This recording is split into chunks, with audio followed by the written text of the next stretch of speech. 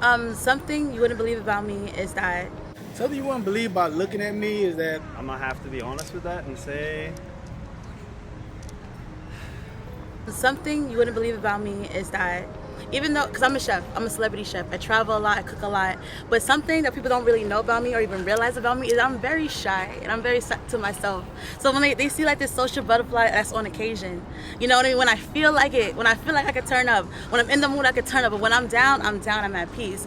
No one lets me have my peace, you know? They want to be outside all the time, working all the time. I value my alone time, my self-care time. You know what I mean? So being a full-time entrepreneur, it's so hard to find balance. So now that I'm finding my balance, I feel like a lot of people are not respecting my boundary when I say this is my time. You know what I mean? Because I went from working all the time, every day, back to back. So now that I want to go on vacation, stay home, not answer my phone, not answer my email, I can do that. You know what I mean? Right. I worked hard enough where you can respect my time and the boundaries I set for my personal life. So I work with events with 50 Cent, Little Baby, I work with A Boogie, I work with Dream Doll, I've worked with Sherry Bryan, the president of Rock Nation. I work with a whole bunch of NFL players, Marcus May, Jalen Ramsey, Carl Lawson. I worked with a lot of people. But regardless, I have a lot of loyal clients that aren't celebrities, they're not paying me well. You know what I'm trying to say? So I can't really say 100% celebrity chef, but I'm a person who loves food, who loves what she does, and also loves her self-care at times. So life is about balance, and I'm finding my balance. Nice. Probably that I love animals way more than humans. Way more. Big emphasis on way more. Okay. That would have to be my number one. Their interaction and their intention. Their intentions aren't ever hidden. It's like a dog. If he growling at you, don't come near him. A human could be growling at you and you don't even know it. They could be like a snake in disguise or something. I don't know. But that would be my main reason. Do I answer now or like? Yeah, go ahead. Oh, I like to compose in my spare time. I've actually composed for a graduate. I was actually brought on to a graduate student project and composed the entire soundtrack for their game. What? Yeah. Composing music? Yeah, I was really lucky too because like I was only a sophomore when it happened, like an undergrad sophomore in college. I was shocked when I was brought on to it. What? I'm still kind of shocked it happened. I feel really lucky. I own my own art store. I was 12 when I started like realistically drawing, and now I'm 14. I sketch and basically I draw animals. Like I'm drawing a swan right now, so that's kind of cool. Well, I'm from Italy. Nobody knows that I wanna live here. Like Italy, it's my country, but Orlando is more my ideal country. I wanna live here because I wanna learn English. I wanna perfectionist my English. I don't know how to say that. And I wanna study medicine. Nobody knows that. I mean, like, it's my dream. Nobody knows that. So I'm here to try to complete these dreams. I met this man in 1993 on the internet in a little chat room called Bad Boys. I was a college instructor and we'd just come online. And I had taught high school, and back then you could finger to see who was online. And one of my high school students said, "Oh my God, Miriam, is that you?" I said, "Yeah." I said, "Where can I go chat with people?" I was teaching literacy and I wanted to make my students see how big the world was.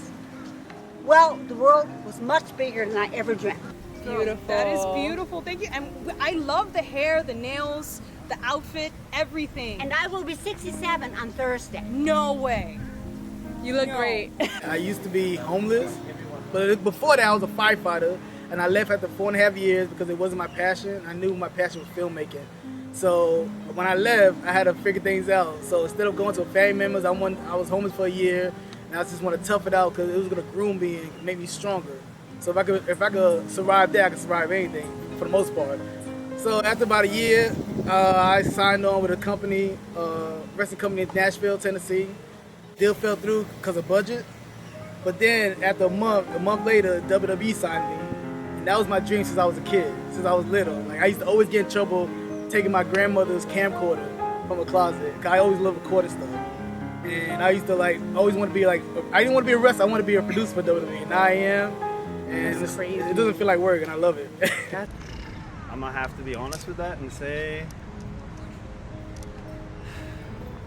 that I really don't have friends. Why is that? I don't know, I get used a lot. Well, I'm out here trying to make friends with people, but it's not as easy as I thought it was. How old are you? 23. 23. What do you do for work? I am a towing and repossession driver.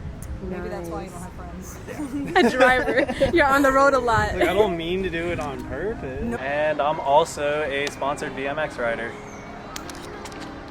Is that it? Yeah. I'm into tango. So I've been to tango classes and come to find out it runs in my family. Like my grandfather was into tango and my father. So yeah, I love tango.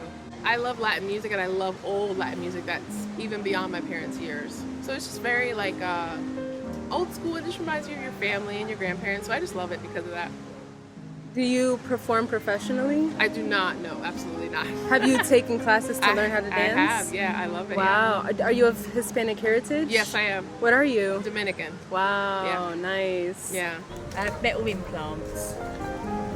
Tell us about the surgery. Well, the surgery takes over an hour, 1 to 2 hours. You stay awake, they numb your lower half, so you stay awake.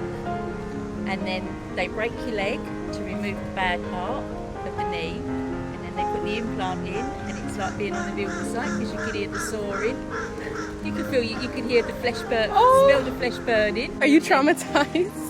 No, because they let me go in. We have our music. You put your music in, like, but you can still hear it. And then I was having a sing song with the surgeons that was doing it. Yeah, I did not know you have to be awake for that. That's so it's a choice. have the It's option. a choice. Yeah, you have the option It's a to. safer option. So. Why did you choose to be awake for the surgery? They recommend it, and it said it's a safe option. And you wait, you're not asleep for hours and hours, and you've got to come round. So, and the next day when you're in hospital, they get you out of the bed. Next day to do your physio, walking up and down stairs. And that, My God. But I've got to say it's worth it. So when I get my other one done, You're going to be awake yeah, too. and I'm going to come back here in a year's time. I might see you too, and I'll be running around. Yes. In a wheelchair.